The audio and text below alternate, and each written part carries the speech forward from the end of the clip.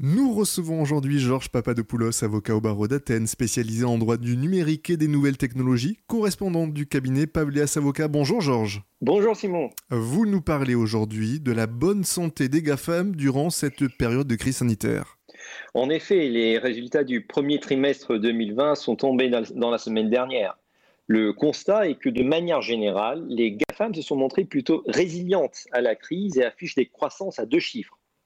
Ces 5 entreprises, à elles seules, pèsent 20% de la capitalisation de toute la bourse américaine.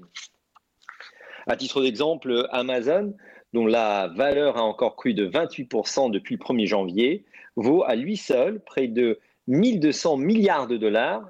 Cela équivaut à 80% de notre CAC 40. Comment est-ce qu'on peut expliquer cela ? Ces chiffres en réalité ne sont pas illogiques. Le confinement d'une bonne partie de la population mondiale a accéléré le recours aux produits et services des GAFAM qui sont devenus aussi utiles qu'indispensables. Il y a eu un basculement numérique de la société.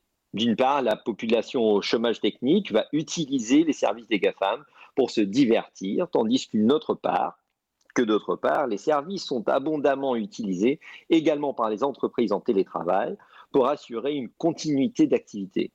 Les résultats trimestriels publiés par Microsoft, Apple, Amazon, Google et Facebook, les GAFAM, ont donc confirmé la capacité de celles-ci à sortir de cette crise sans trop de pertes, voire carrément en bénéficier. Le directeur général de Microsoft, Satya Nadella, s'est même réjoui d'avoir vu l'équivalent de 2 années de transformation numérique en 2 mois, Microsoft ayant augmenté de 15% son chiffre d'affaires. La crise sanitaire a-t-elle tout de même eu des répercussions négatives sur les GAFAM ? Comme nous venons de le voir, à en juger par leurs résultats financiers, la pandémie n'a que peu affecté leur rentrée financière. Cependant, on ne peut pas dire que les GAFAM ne sont pas touchés par cette crise, bien qu'ils réussissent à limiter les pertes.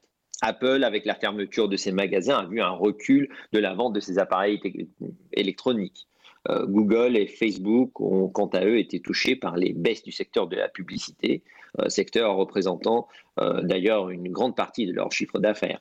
Enfin, les ventes d'Amazon ont beau avoir explosé en 3 mois, Jeff Bezos prévoit quand même de ne pas être à l'équilibre entre avril et juin, car il a annoncé une dépense de 4 milliards de dollars pour assurer la sécurité de ses salariés et de ses clients. En France, la réussite flamboyante des GAFAM pose certaines difficultés, notamment au gouvernement français, non ? En effet, le ministre de l'économie a plaidé une nouvelle fois hier pour l'adoption à l'échelle européenne d'une taxation des géants du numérique. Il a déclaré « Cette crise montre que ceux qui s'en sortent aujourd'hui le mieux, c'est les géants du numérique, simplement parce que leurs activités se poursuivent, y compris pendant la crise, et pourtant, ce sont les moins taxés. » Les précédentes tentatives de mise en place d'une taxe étant toutes soldées par des échecs.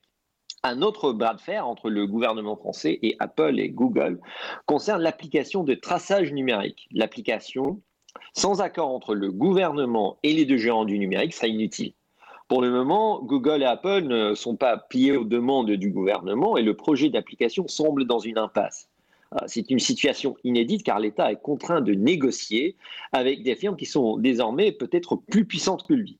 Ces exemples montrent bien que les GAFAM sont devenus quasiment intouchables, même touchés par la crise sanitaire, elles parviennent à continuer leur expansion. Il s'agit alors donc d'un défi démocratique. D'une part, éliminer toute échappatoire du droit fiscal qui pourrait injustement favoriser ceux qui en profitent le plus, et d'autre part, encadrer juridiquement l'activité des GAFAM afin de garantir l'autodétermination informationnelle.